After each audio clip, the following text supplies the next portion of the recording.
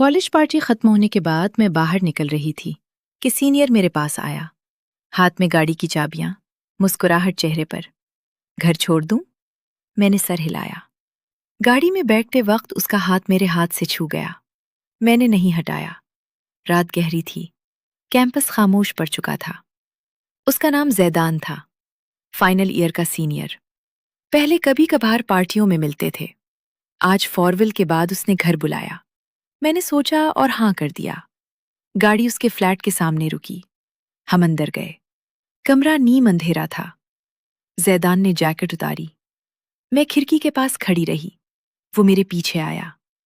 تم آج زیادہ خاموش ہو۔ میں نے کچھ نہیں کہا۔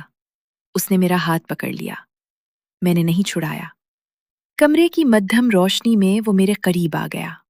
اس نے میرے بالوں کو چھوا اور میرے ماتھے پر ہونٹ رکھ دیے، ہلکے سے۔ میں نے آنکھیں بند کر لی، دل تیز دھڑکنے لگا۔ اس فلیٹ کے کمرے میں ہم نے ایک دوسرے کو محسوس کیا، بستر کی نرمی، کھڑکی سے آتی ہوا اور جسم کی گرمی، سب مل گئے۔ سانس تیز چلنے لگی۔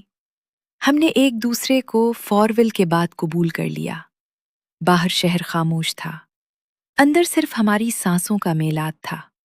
کپڑے ادھورے رہ گئے، وقت کا پتہ نہیں چلا۔ رات بھر کبھی آہستہ، کبھی شدت سے، جسم کی گرمی نئی اور مانوس دونوں لگ رہی تھی۔ جب الگ ہوئے تو زیدان نے میرے کندھے پر ہاتھ رکھا اور خاموشی سے اٹھا۔ صبح کی روشنی کھڑکی سے اندر آئی تو میں اٹھی، کپڑے پہنے۔ زیدان نے کافی بنائی، ہم نے خاموشی سے پی۔ جب میں جانے کو ہوئی تو اس نے دروازے تک چھوڑا۔ خیال رکھنا۔ میں نے سر ہلایا اور نکل گئی۔ گلی عام لگ رہی تھی۔ فارول والا سینئر اب حقیقت بن چکا تھا۔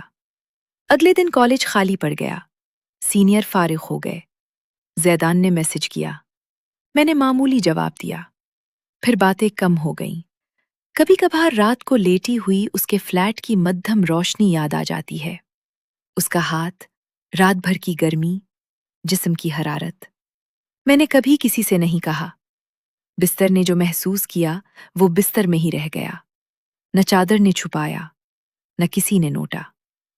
کالج فارول پارٹی کے بعد سینئر کے گھر رات بھر جو گھڑیاں گزریں، وہ اب صرف میرے خوابوں کی خاموشی کا حصہ ہیں۔ میں روزانہ جاگتی ہوں، نئے دن دیکھتی ہوں، اور وہ لمحے آہستہ آہستہ تکیے کے نیچے دبتے جاتے ہیں۔ کبھی کبھار بستر ہلکی سی چرچراتا ہے، پھر خاموش ہو جاتا ہے۔